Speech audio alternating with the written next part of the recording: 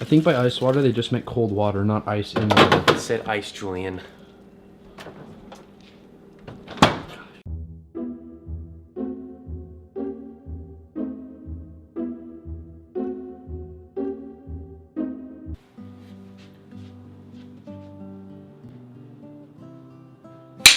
Guys, welcome back to Vlogmas Day 19, and today we're doing some cooking. Now, I've made this apple pie recipe before. It is delicious, so we're just gonna get the show on the road. So the ingredients for the crust are 2 cups of all-purpose flour, 1 teaspoon of salt, 3/4 cup shortening, I'm using Crisco, ice water. So that's the crust, and for the actual filling, 1/2 to 1 cup of all-purpose flour, 6 to 7 cups of apples, cut into thin slices. But I'll show you how I cut them because I do it a little bit different. 1 cup of white sugar, 1 cup of brown sugar, 1 teaspoon of cinnamon, and 2 tablespoons of butter. In this case, we're gonna be using margarine because I'm a healthy boy.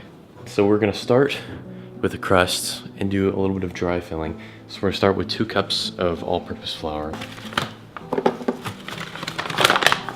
Got this freshly opened bag of all-purpose flour. Just gonna gently oh baby, that's messy. Okay.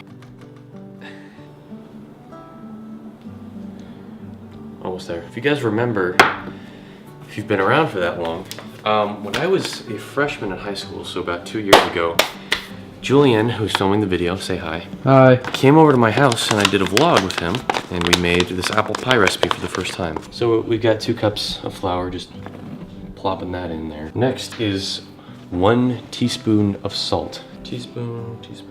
Here we are, teaspoon. What's bigger, a teaspoon or a tablespoon? A tablespoon. Okay, good boy.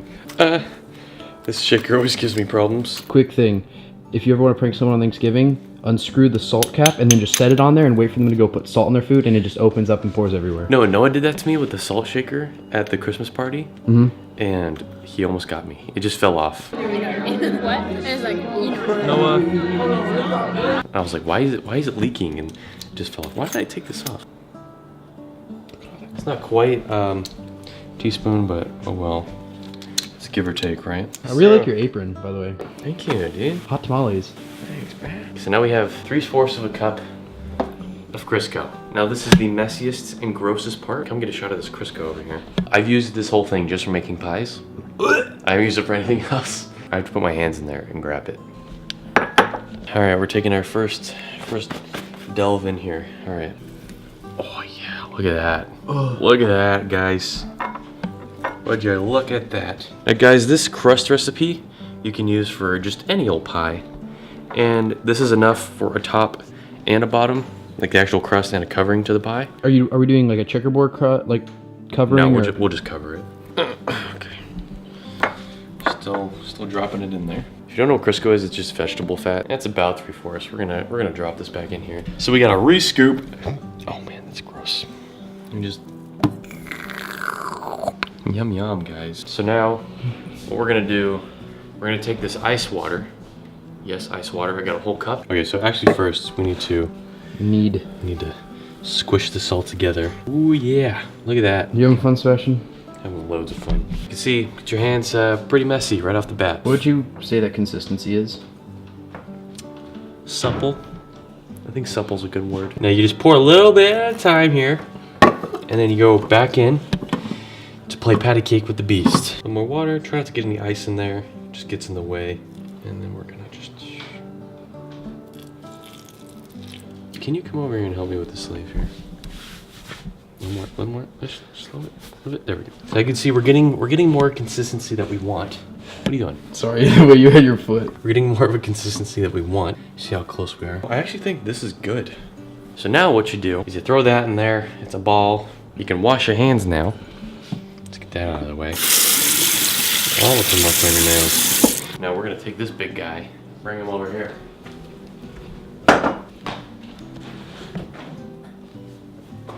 So you take your cling wrap, your good old trusty limited edition Santa Claus cling wrap, nice and green, it's the Christmas season. Holly jolly, let's have a good time. Just gonna pull out enough to cover your bowl. Just gonna cover your bowl. Now Julian's gonna follow me out to the garage to put this away. I'm just gonna take this and just gonna put it in here. Guys, we'll just roll this away. Okay, I found a way. Cling wrap away. Now we're gonna move on to the filling.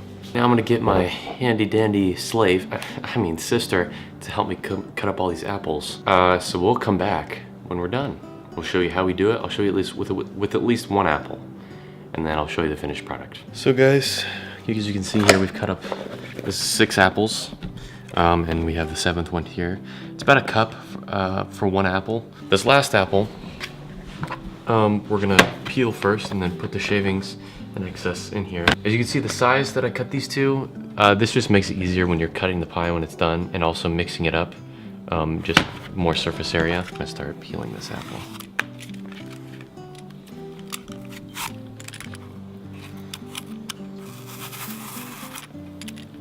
Now that we have this peeled, put that peeler aside. Take the apple, just cut it right down the middle, and you just, boom, knock it in half. Now you can take your first one here, and you cut that in half again. And then now you take your quarter, and you cut your skin off, you cut your core out. Pretty simple, don't cut yourself. Now you have this, and you cut it into 1/8, and then you boom, boom, boom, boom, boom. Now that you've finished your apple, we're gonna take it over to the workstation back over and put our dry filling in. All right guys, so we're gonna get our flour into here. We're gonna start drying all this stuff up. It says 1/2 to 1 cup of all-purpose flour, so I need about 3/4 of a cup. Oh, would you look at that? Perfect. So now 3/4, pour it in. Then you're gonna need your 1 cup of white sugar. And lucky enough, I do have white sugar. 1 whole cup, guys, of white sugar. Boom! That's a lot of sugar. Now, we move on to the brown sugar. Alright, so the brown sugar, because it's made with molasses, it kind of needs to be broken up if it's been sitting for a while. So now you can kind of just pour all this stuff. So it's not completely broken up, but we're just gonna pour it in. Alright, we got 1 teaspoon of cinnamon. So I have ground cinnamon. Comes in a little thing like this. This isn't for the recipe, this is for the cinnamon challenge.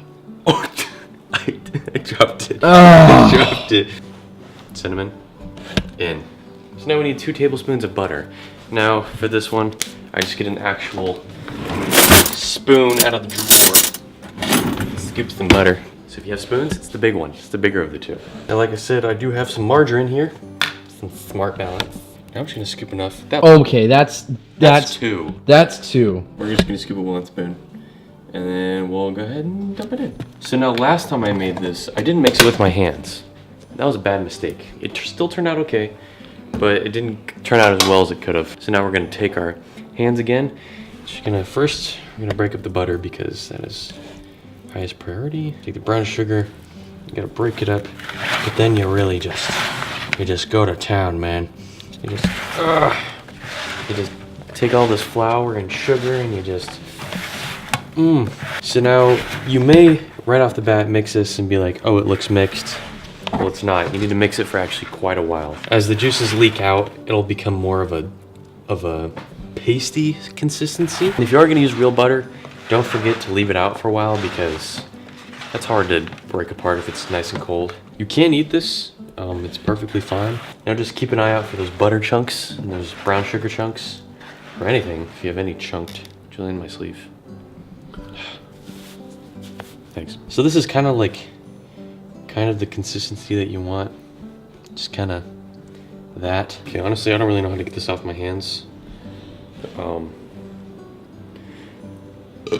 But you're done with this. All right, we need to preheat our oven here. So we're gonna go bake. We're gonna go 375 and start. Obviously, it's gonna warm up. That'll take a while, but preheating portion is done. All right, guys, as you can see, cut the dough in half here. Now, what you guys need to do is you split the dough in half, and then you can just get like 2 sides. So one would be the bottom, and then the other would be the top, obviously. And what you guys need to do is get slightly bigger than the diameter of your pie. Well, in this case, we have a pie glass. You can use a pie tin, pretty much any size, but it'll work for a bigger one like this. Now, guys, don't forget to use wax paper for this, because if you don't, it's just a terrible mess. and she takes a landing. Guys, make sure your dough is chilled enough, or else you're gonna get in a predicament like how we have here. What would your estimated time be? For what? How long you should chill it? I think you should do at least a couple hours. I said this is not Food Network, guys. I'm not used to doing this. So now, you're gonna take all your beautiful golden, delicious apples, and you're gonna just take them, and preferably with a spatula, I'm just gonna start scooping it in here. Oh yeah. Look at that, guys. Look at that. It's gonna shrink. Juices are gonna leak. It'll be fine. We had a good amount here. As you can see, you kind of just want to spread it flat to make sure your dough will get as flat as possible. As soon as you get this all straightened out, now we can make the top portion of our crust. And then, if it looks like it's the right size, you can pull it off. Put too much apple in the pie. Just kidding, that's not even. Imagine just like an apple pie with just one apple this big. Usually we use this excess here to kind of make a design around the edge, but it looks like we kind of just need to cover that hole there. Okay, so this is how we're gonna fix it. We're gonna do some patchwork.